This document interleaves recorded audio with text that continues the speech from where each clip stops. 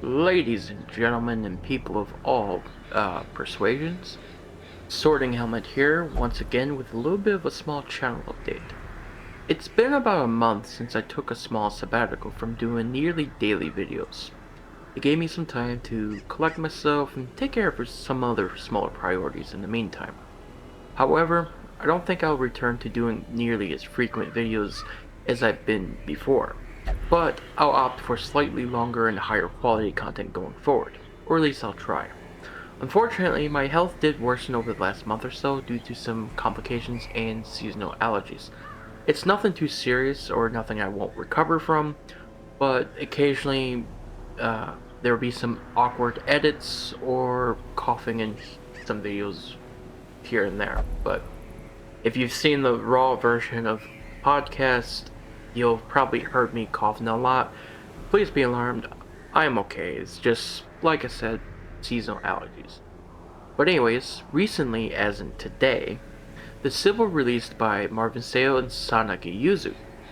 Now, I won't be showing her off in the video today other than this small channel update, but Kilted Dungeoneer will be live streaming sometime today and showcasing her at some point in the afternoon between 12 to 5 p.m. Pacific Standard Time. That's about an hour from now of this recording. If he isn't live by the time this is aired, I will also be I got ahead of myself there. Basically, he'll be live on that live stream over there on Twitch. I'm pretty sure a lot of you that watch me in Meowcity already know of Kilted Dungeoneer. Fantastic streamer. Go give his content a look. But anyways, I'll be showing her off on the new estate on Sunday or June 1st. And speaking of Sunday, in about 2 days, the Blood Moon will rise for a new estate that will adhere to a new set of rules that will be revealed in that first video. Long or short of it is, it's going to be a punishing nuzlocke-lite playthrough. Emphasis on nuzlocke-lite.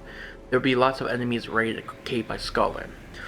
What I mean by nuzlocke-lite means I can only ever have a single copy of a unique class present in the roster at any given time.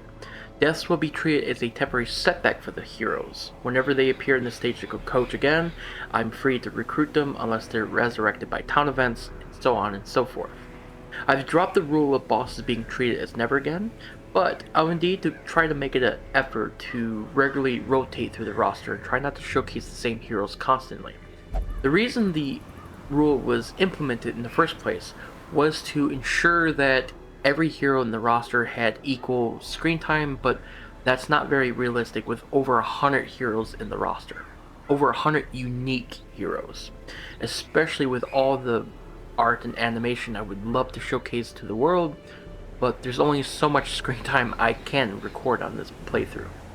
But with that being said, Darkest Dungeon isn't meant for this many heroes, so I'll likely be making adjustments in the background as needed, such as adding XP or stuff like that, while maintaining a narrative of the ongoing campaign. More on the narrative aspect in a second. Instead of the usual 20% HP that Blood Moon gives, I'll be using a custom patch that increases that to over a higher number, around 40% or so. Originally, I was set on 60%. But after some pre-recording testing, I decided to go with a little bit more of a sane 40%, as a few other modifiers that are being added to the estate are making things very interesting. For one, I'm using a mash mixer by Void Slime that is installed to make some truly hellish combination of modded enemies that normally don't exist together. It basically takes all the enemy mods I'm using that just throws them through a randomizer. You can encounter 4 Seraphs, for example. Normally, tough enemies that aren't meant to appear together. But anyways, this mash mixer that's installed makes some truly hellish combinations, and finally, even the vanilla enemies have been buffed to sky high. They've been buffed to hell and back. All I need to say is Pelagic Groupers have riposte, and they also have their poll at Apprentice. Bone Courtiers can blight with their cup attack, and they buff their party to not take as much blight from you. So stuff like that is existing. The hardest regions are going to be Ruins for stress bombs, and the Warrens because of Bristle and Bone and the Swine Scavenger. I'm still debating about adding this roaming Swine Scavenger, but I will still consider it going forward. But with all the painful stuff I've been adding to the estate, I gotta think of my own sanity first. Anyways, excuse me. The roster is not without their own changes and quirks as well. 90% of the base vanilla cast has been changed in some fashion to compete with the power scaling of this estate. While I've been running some of these changes on the newer Zero Sanity estate, which is the quintessential successor to the Madness estate, these will be fresh for the Bloodmoon. In normal Darkest Dungeon difficulty, these difficulties are way over the top and many fights just end too fast on the player side. But in Bloodmoon with the buffed HP, fights are going to become a little bit more interesting with a lot more back and forth, especially considering the fire patches, mark killers, and other ways of multiplying our damage now exist in the estate.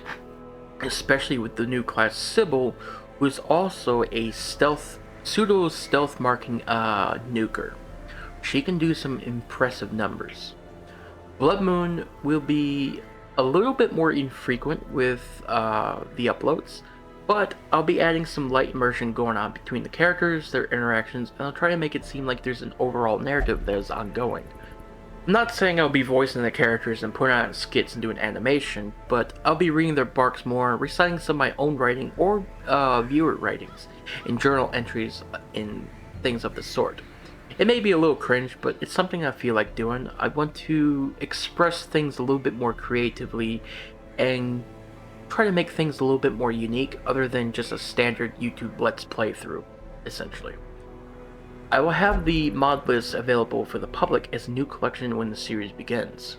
It may be a day or so following the video, but I'll try to make it a day one drop alongside the video. In that collection, I'll make note of any custom changes I have made to mods. There will be a few that need manual editing, such as the New Game Plus patch for some classes. But do note that this mod list will be tailored for my Bloodmoon playthrough. Some patches are needed for modded classes will be put at the very top of the mod load order. However, nothing is stopping you from using these mods, and nothing is stopping you from using it for Darkest and or Radiant, or just picking things a la carte and, stuff like that. However, the mod list will be the exact same load order I use, outside of one or two unique circumstances, but it'll be the same exact load order I use in game. Basically, if you have none of these mods installed, you just click subscribe all. They'll load in your game in the same exact order. They should, anyways. But I will not use or will be relying on any outside sources other than two launch options, which will be detailed in the mod list description. The simpler I can make things, the better, because I am horrible at explaining everything. With the new 64-bit patch that came to Darkest Dungeon, we no longer need a patched .exe to run Darkest Dungeon or run as many mods, but with the amount of class mods I do have, you will be needing to use a launch option to increase the resource limit so you don't run out of trinket space.